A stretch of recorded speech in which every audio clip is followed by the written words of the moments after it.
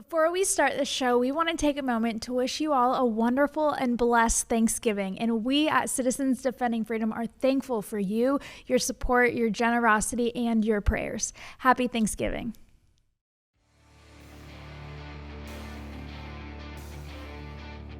Welcome back to the Citizens Defending Freedom show. For our Giving Tuesday campaign for the month of November, CDF has partnered with Brave Books to provide an alternative to the epidemic of obscene and inappropriate books that are rampant in our nation's school libraries. Please head to our website, citizensdefendingfreedom.com, and donate $10 or more today. We hope you will support CDF in our mission to give back to children in the school districts we work so hard to protect. Coming up today, a Texas judge issues a formal apology to two CDF volunteers after accusing them of causing a heart attack. Abby Johnson joins us to talk about her testimony, and we'll have a sneak peek at the Brave books we will be donating to schools. Texas Judge Bill Gravel has issued a formal apology after insinuating that CDF volunteer poll watchers were responsible for a man's heart attack at a polling center during early voting. On October 30th, an alternate elections judge suffered a sudden cardiac episode at the Leander Public Library. In an email sent to county officials, Judge Gravel asserted that the presence of poll watchers created stress in the environment and had single-handedly nearly cost someone their life, a sentiment he later echoed during Public Commissioner's Court meeting. Additionally, he actually called for a criminal investigation into the actions of the poll watchers by no less than 3 levels of law enforcement within Williamson County.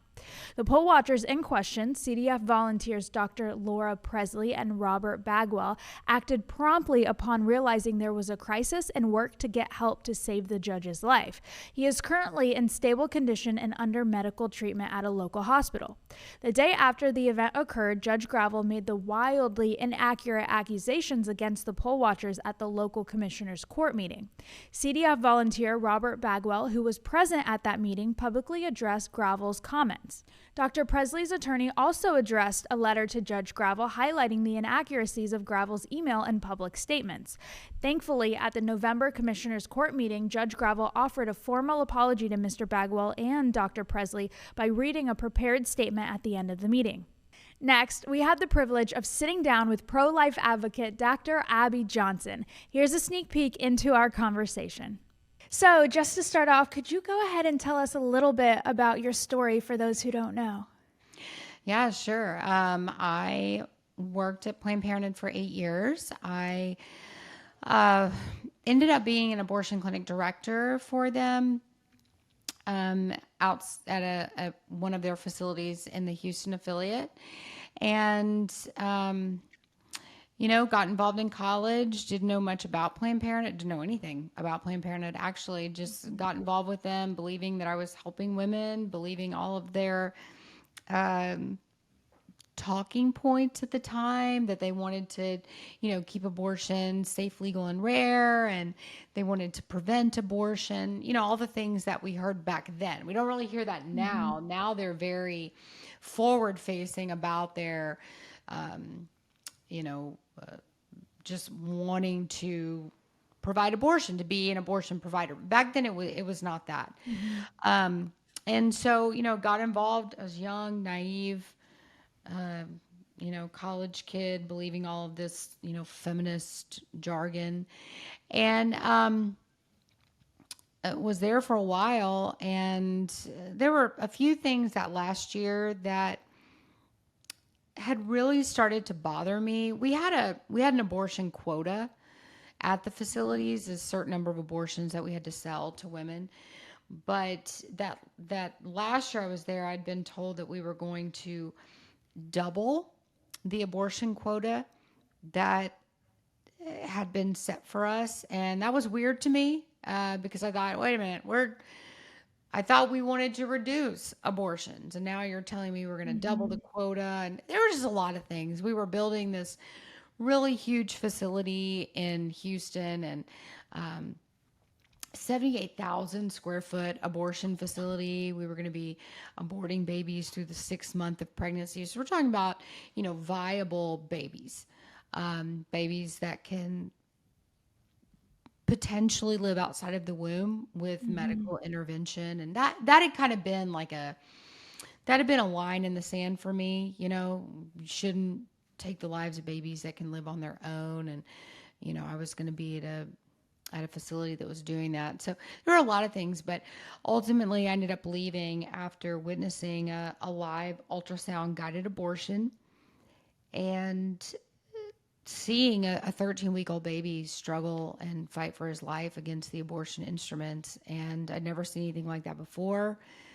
I was not someone who was typically in the abortion room, and ultrasounds are not usually used during the actual abortion procedure. So to my knowledge, that was the first time anything like that had ever been done in our facility. And I was shocked. I mean, I had never seen anything like that before. Never really even considered, it sounds dumb, but I'd never really even considered what was happening to this child in the womb, that this baby could be feeling what was happening, or that this baby could be fighting for his life, or that, we had that same human fight or flight response, right? That when our lives are in danger, that we would respond in the same way. We would try to, save our lives, save our own lives. And so anyway, I saw that and I just thought, oh my gosh, like there's humanity in the womb, there's life in the womb. And I knew that if those two things were true, and clearly they were, I had just seen that was true, then I was on the wrong side of this debate. So I ended up leaving, and I've been just speaking out about the evils, the horrors of abortion ever since. We are so grateful for people like Abby Johnson who stand for the truth. To view our full podcast, head over to our website under On Air or head over to our Rumble channel. Both will be linked in our bio below. As we mentioned at the beginning of the show, we want to give you a sneak peek into some of the brave books that we will be donating to school districts in need of wholesome content.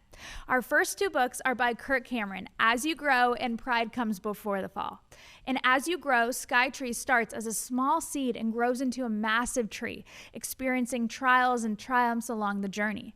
As children track the tree's growth, they learn about love, joy, and gentleness, and learn how to find comfort in those fruits of the Spirit as they grow. In Pride Comes Before the Fall, Kirk tells the story of Valor the tiger as he learns a tough lesson about pride and the importance of humility as he competes in the Great Rocca Rapids race with his friend Kevin the elephant. Next, we have Graham Allen's book, Son of Truth. In this story, students at Silvermore Warrior Academy receive a letter that reveals a student at the school is the son of an infamous villain. Valor the tiger must choose between the future he's always dreamed of and the truth in this thrilling adventure. Our next book is That's What Families Are For by Dr. Nicole Saphier. Jeff loves nothing more than playing outside, but when an unexpected and serious illness stops him in his tracks, he learns just how much his family loves him, and with them by his side, he can get through anything. And finally, we have The Test of Lionhood by Kevin Sorbo. When the sister of young lion cub Lucas is injured by the thorns of a poisonous plant, he must go on a dangerous journey to find the cure for the deadly plant's poison and save his sister. As you can see, we have some really amazing books that we are excited to get into the hands of children in our counties. Help us do that by donating $10 or more today.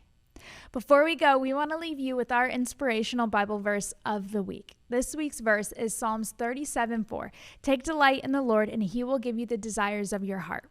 As you can see, Citizens Defending Freedom is doing important work. Help us today in our fight to protect children and push back against radical ideologies. Please visit citizensdefendingfreedom.com where you can learn more about our organization and generously contribute to our cause. Have a great day and make sure to like us on social media and tell your friends about the great things we're doing. God bless.